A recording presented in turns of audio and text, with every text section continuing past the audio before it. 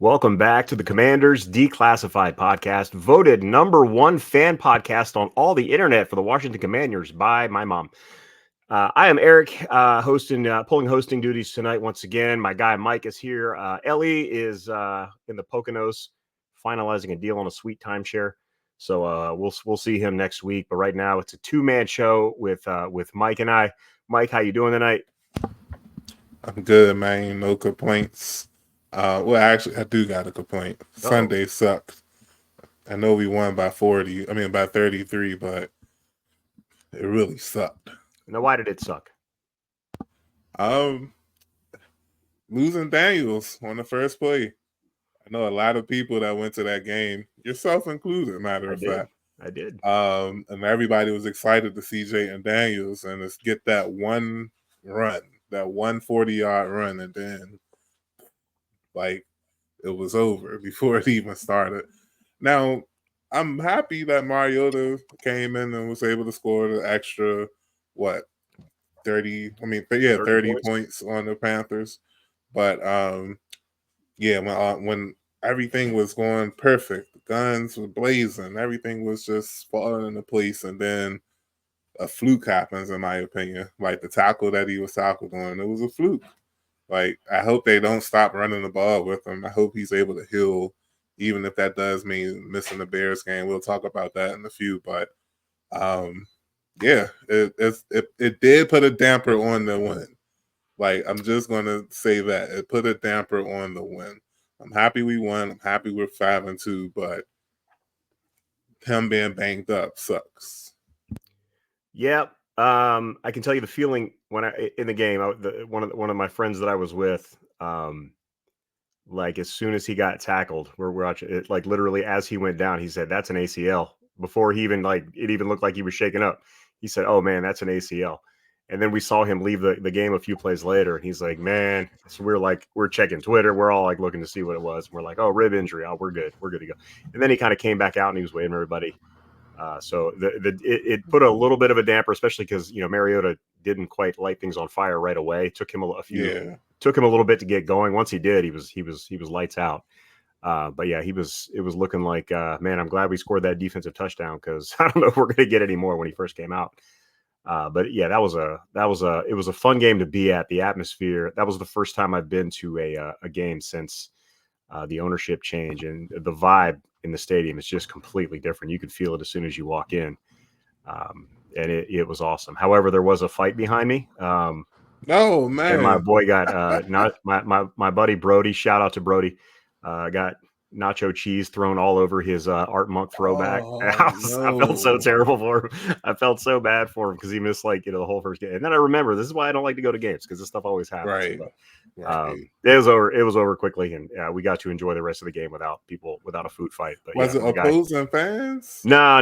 It was just somebody being a butthead and didn't want to listen to security, and people got. It was a typical Commanders game. Unfortunately, that's been my experience for the most part when I've gone. Doesn't matter where you sit. You could be at a 400. You could be in a 100. We were in the 100 level. I've been in the club level. It's the only. Yeah, it's I was not expecting you to say that you were in the 100 level. Oh yeah, we got jobs these days. We do it right. We had a nice seat in the corner of the end zone on the Panthers side, and we had a great time. And security did a really good job. So I'm not faulting anything with the stadium staff. It was a really quick thing, and they were on it quickly and got everything sorted out. But yeah, my buddy got he got nacho cheese all over his Monk jersey, and yeah, it was pretty bad. So anyway, that's that. But the game was fun to watch. That the way the place just exploded on that interception return by Dante Fowler, where he just looked like he had done that before. Man, he was running. Yeah. He looked like a pro running that ball. It's crazy. We had a great. Yeah, it was a great experience. The HTTR singing after the scores. I missed that. It's Hail the Commanders, I think, is the fight song, but I can assure you nobody in the stadium was singing that. Nobody in the stadium was singing that. I'm still saying Hail to the Redskins when we had it was a really great. No disrespect. No, it's all good. It's just, it is what it is. They wrote the song like that for a reason. Everybody knew what they were doing. So, but man, it was an entertaining game to watch. I thought Marcus Mariota, he played very, very well. So, granted, it was the Panthers, so you got to take that for what it's worth. But a dub is a dub in the NFL, and you got to stack the wins that you can stack, so it makes things easier down the road. And so far, this team has done that. Real quick, we got a little bit of breaking news early on. Your reaction to the Commanders waiving Jamin Davis today? Um, honestly, it was no reaction to anyone this season, including the player himself, Jamin Davis. This is all Rivera's fault, man. Like, and I hate to pile on, I hate to bring him back up. Like, we so far into 2024. Like, who cares about Rivera? But that's how close we were to being a disastrous franchise had he stayed another year or two. He was destroying the team. We could have easily been the Panthers or the Browns with horrible decisions at quarterback that was being made, spending too many resources on the position. We were that close, except for unlike the Browns and Panthers, we were also blowing other first round picks that we actually kept. There's no way that Forbes, Jamin Davis, and I guess Jahan Dotson, even though I'm still not off the Dotson boat like everyone else, but those two picks, the Davis and Forbes pick, is a huge indictment on Rivera and that previous regime. And I know y'all saw the Commanders loss during the draft in 2023 when they were so excited to draft Emmanuel Forbes. They high-five and everything and handshaking while Gonzalez just casually floats down to the next pick to the New England Patriots and looks like the far better cornerback. And I know that some of y'all are going to say, oh, if we drafted Gonzalez, we probably won't have Jayden Daniels. That may be true, but it still doesn't pass or diminish the fact that Rivera was horrible here as a GM or talent evaluator. And we should be very, very thankful that we were blessed. And I mean blessed with Adam Peters and Dan Quinn and the rest of the front office, because I don't see us blowing first round picks like we did with Forbes and Davis. We might not get them perfectly. We might not get them perfect, but they won't be that bad again for a long time. I promise you that. Yeah, I mean, Forbes is the only Rivera first round draft pick left on the roster. Chase Young was a whiff, and the worst, it hurts even more when you look at what was taken behind the players that we picked. You mentioned Gonzalez behind Forbes. We did pass up on Chris Olave when to trade back to get Jahan Dotson, who Olave looks like, early on it was kind of neck and neck between those two. Olave looks to be, obviously much better now because, Daniels or Dotson hasn't done much. You've got Christian Darrisaw went after Jamin Davis, and his team needed a left tackle. And of course, like Justin Herbert, Tua Tagovailoa, those guys went after Chase Young. Hindsight's 2020 on that one. I think Chase was the consensus. It just didn't work out. I don't completely fault Rivera on that. This team still wasn't 100% sure what it had in Dwayne Haskins, rest in peace. But it hurts looking back that you could have had some of those guys. But it is what it is, and here we are now, sitting at 5-2. Going in to face the 4-2 Chicago Bears. And that is really what we're here to talk about. It's an interesting matchup because these are two teams with very good records, but neither team has a really quality win so far this season. Both teams have played very well against very bad teams. I mean, they've combined to play all of the worst teams in the NFL have been on one of these two or both of their schedules. And this is a litmus test because this may not even be a litmus test because we still may not know how good one or the other team is after they beat this team, because we don't know how good either team is to begin with. So they really haven't beaten. If you look at, the Commanders, you could make an argument maybe that Cincinnati's a little better than what their record says. Yeah, that's what I was going to say. Maybe the Bengals, they're holding by the tiniest thin thread is the Bengals as the strongest team that both of them played, but and it's not strong. Maybe you could make a case for the Rams on the Chicago side. Maybe they're at least a very well coached team, but the injuries just destroyed that team. Not. The Bengals defense was just atrocious in the weeks before and after we played them. So there's not a lot to hang your hat on either way. I mean, both teams, when they played teams with winning records, they haven't won. Baltimore and Tampa on our side, and the Colts, and I forget who else on the other side. The Ravens. I think they lost, or the no, who did they play? I got to look it up now, but it was let's see, who did the Bears lose to? I had it right in front of me, and then I lost it. Oh, the Texans. Texans, yeah, the Houston Texans beat Yeah. them. So we'll see what's going on this weekend, because we just don't know what we have on either side. What we do have is a pretty good Bears defense so far, from what it looks like. Do you have any thoughts on how that Bears defense is going to try to stop the Washington Commanders offense? I'm not going to lie. Even though they haven't played a strong schedule, the defense itself, not bad. Middle of the pack, but not bad. I know they have 3 edge rushers that PFF is ranking in the top 50. I know it may not be the best pass rusher, or at least stat wise in PFF, or that PFF stats are gospel. But you got Montez Sweat, of course, we all know him.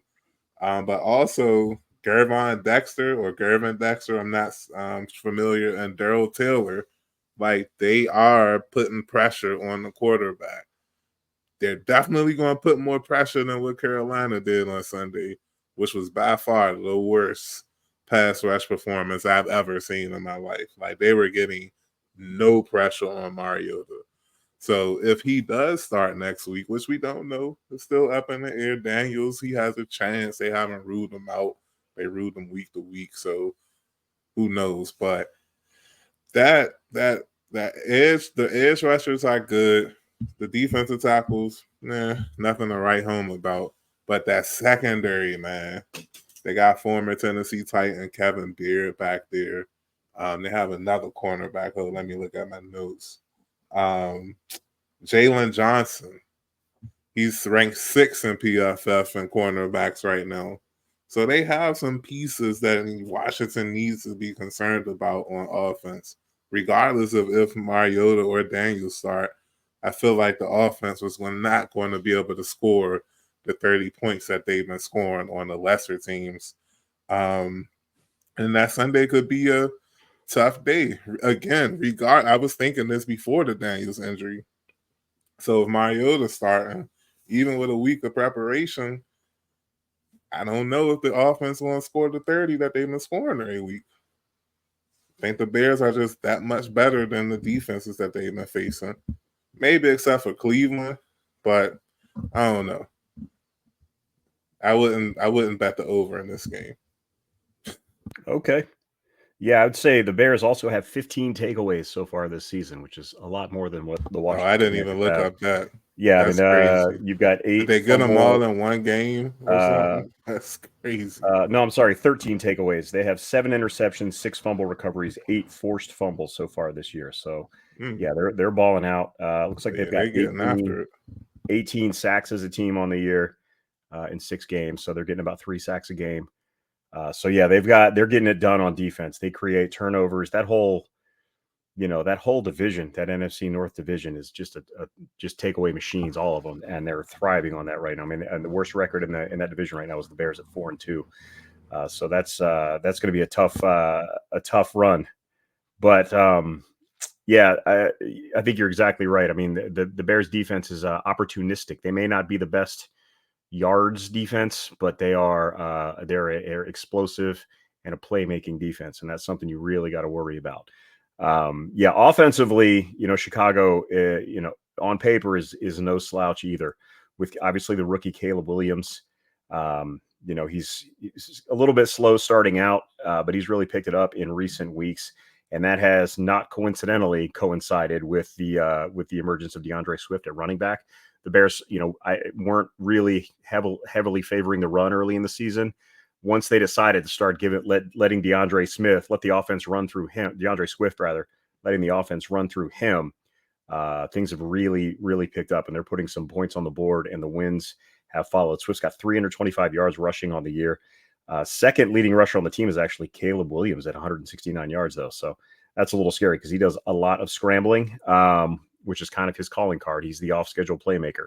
And that's good and bad. He's got 5 interceptions and he's been sacked 20 times, but he's also got a lot of positive plays. And I think that's going to be kind of how things go, at least in the early on for Caleb Williams. He's that kind of quarterback. It's kind of like that chaotic style of play that that it's make or break. You live and die by that kind of play.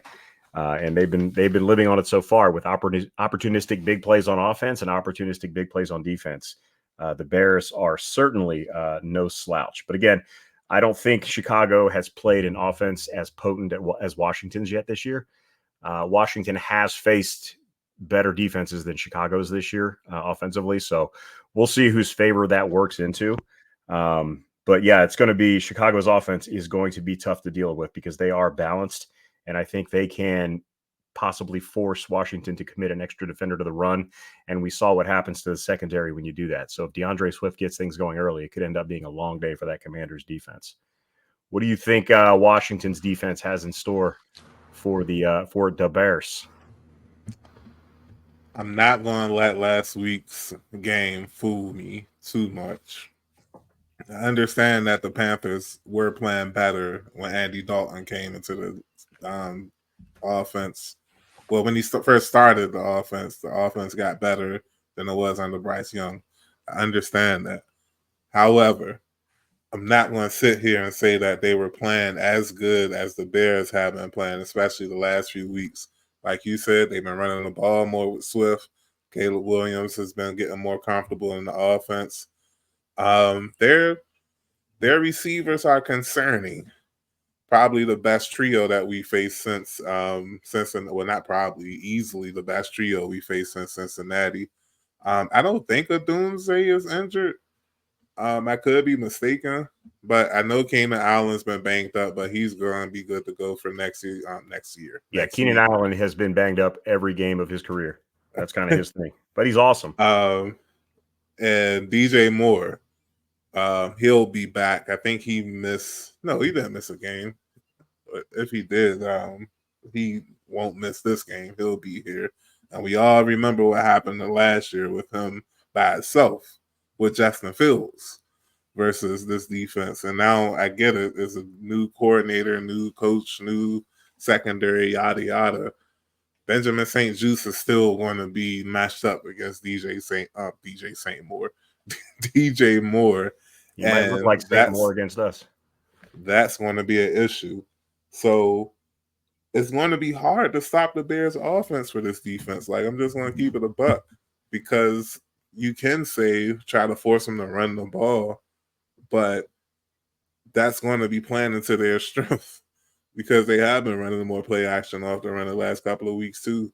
So I just don't know what the defense can do other than try to do what the Bears have been doing to be opportunistic, force a couple of turnovers, continue to play the ultimate bend but don't break. Let them move the ball up the field and you try to get you some third and longs or stop them in the red zone. But outside of that, it sucks because it's only week, 8? It's only week 8. And I'm going to have to say this for 10 more weeks because the defense just doesn't have enough horses to compete the way we would like them to compete, the way that Quinn and Witt would like them to compete. They just don't have the pieces, especially on the defensive line. I mean, it's cool surviving 1 week without Allen and Armstrong, but can we do that against the Bears with a more explosive offense? I don't know, man. It could get ugly. I don't think they're going to drop 40 on us, but we didn't. I'm not saying it's impossible. Yeah, exactly. Okay. And I'm not even saying that last year is concerning me for this week, but the fact that it happened, yeah. Yeah, once again, it's they've kind of run roughshod over really bad defenses so far this year. So again, we just have to wait and see because I don't know that we have a really bad defense, but we certainly don't have a really good defense. So yeah, that is going to be interesting on the offensive side of the ball. As far as what Washington wants to do, I think this is a run game. So I hope Brian Robinson is ready to roll. I hope that knee is all healed up. Bears are giving up 112 yards a game on the ground, only 180 through the air. And again, they are an opportunistic takeaway defense. They like to intercept the ball. They've got 7 picks already on the year. It'll be interesting who plays quarterback. It really will. Because again, I don't think Marcus. I think Carolina was a wonderful, nice way to ease yourself back into playing time for Marcus Mariota because they were just posing zero threat whatsoever on defense. They couldn't get out of their own way. Clearly, the Bears aren't going to have that problem. But if you can, go heavy on the run, give them a heavy dose of Brian Robinson, Jeremy McNichol, Austin Eckler. There are yards to be had. You can run on this defense, and I think the run will definitely open up the pass. If you can, similarly to what they would want to do to us, just make them commit somebody else to stop the run, and you have a little bit of an easier time in the passing game. Terry McLaurin, Noah Brown, those guys. McLaurin had 98 yards receiving again last week, so Mariota clearly has a little bit of a rapport with him. Noah Brown didn't have a huge game, but man, he drew a big pass interference, which was great. And Zacchaeus. Those guys are all capable playmakers, and if you can open things up in the secondary for them, they can burn you. So I think Washington can move the ball on this defense. Can they score at will like they've been scoring on some of these lesser teams? No, I don't think so. They really have to take care of the ball, hold on to it in the running game, and hold on to it in the passing game because this Bears defense can burn you. So it's going to be an interesting game. But I don't know. It's I'm still in like toss-up mode because honestly, we don't know who's playing quarterback yet this week either. So getting to that, do you have a score prediction for me? I'm gonna just go with 27-24 Washington. If it's Daniels, whoop-de-doo. If it's not, I just feel like Washington is the better coach team at home with just enough talent to beat the Bears at home. Like, this isn't Rivera and Jack Del Rio on 4 days rest. This is a motivated coaching staff with motivated players that are playing collectively some of the best ball of their career so far this season. So 27-24 Mandos. Okay. Yeah, I was thinking along those same lines. I was going to go 31-27 Washington. But it could easily be 31-27 Chicago. But I'm gonna be a homer, and I'm gonna take Washington 31-27. Ellie did email his score prediction.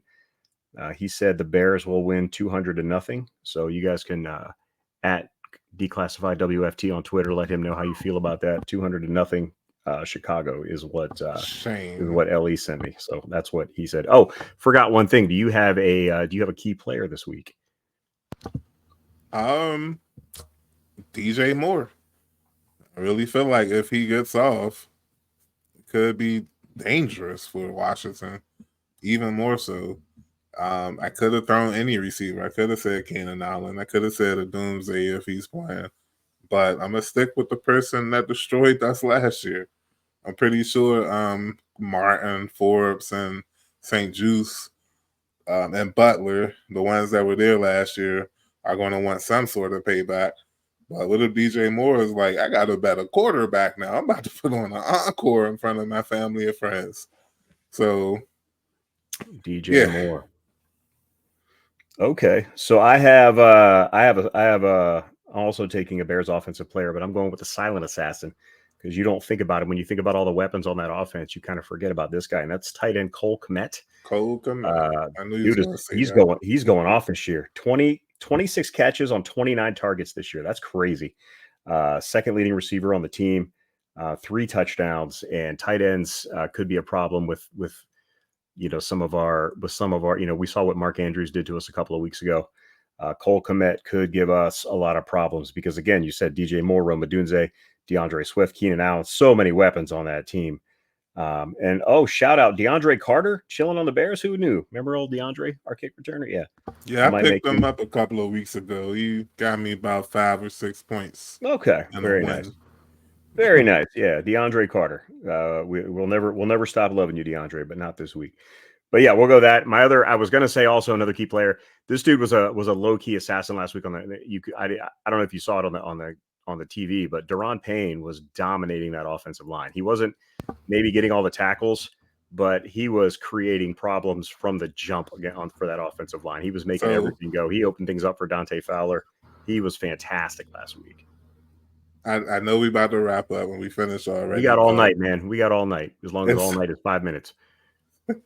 Dante Fowler and Deron Payne probably had the best game, like for one side of a defensive line, Yeah. that I've seen as a Redskin or Commanders fan. Like them two were eating on Sunday. I'm telling you, like it was more than a pick six for Fowler. Like him and Yeah, Payne was putting in some yeah. work. They were blowing things up the whole time. That looked like, for an old fart like me, Dave Butts and Dexter Manley back in the day, wrecking the offensive line. Man, Dante Fowler's going to mess around and get a Pro Bowl nod this year if he keeps the level of play that he's had the last couple of I'm weeks up. telling you, Dante Fowler's playing really well, but a big part of that, at least last week, was Deron Payne, because boy, did he just they couldn't do anything with him. You know, he wasn't maybe he didn't have the stats, but he had an effect on the game that was very palpable. So yeah, he's gonna have to bring it again this week. The Bears have a much better offense than the Andy Dalton led Carolina Panthers offense, which I cannot stress to you. Had we not played Cleveland this year, I'd say that was the worst offense we're ever going to see. But yeah, it's not going to be that way this week. So Ellie says 200-0. So let's hope it's not that bad. But I think we got a good shot this week. You got any final thoughts on this game, Mike? Yeah, we're not favorite. I kind of thought that was weird, but I guess with the Daniels injury, the unknown, Chicago not playing the toughest opponents really had me thinking that we would be favored anyway if we had Mariota. But hey, I guess Vegas, they doing what they doing, so we just got to watch the game like everybody else and see if they're right or not. Yeah, it's not where you start, it's where you finish. So as long as we're favored after the game, that's what matters. So, all right, that's going to do it for us this week. We are Commanders Declassified Podcast. Check us out on the interwebs, commanders247.com. We put up articles every week about quarterback play, defense, and all kinds of good stuff. So check us out there. Give us a like and subscribe on whatever platform you are watching and or listening on. If you're on one of those podcatchers, give us a review. If it's 5 stars, if it's not 5 stars, you just keep your opinion to yourself. Thank you. But those reviews help us get the word out, kind of, expand our range a little bit, get us to where we want to be as a podcast. We appreciate everybody listening this week and every week. And let's go Commanders this week. Let's put it on those Bears. And until next week, this is Commander's Declassified Podcast, and we are out.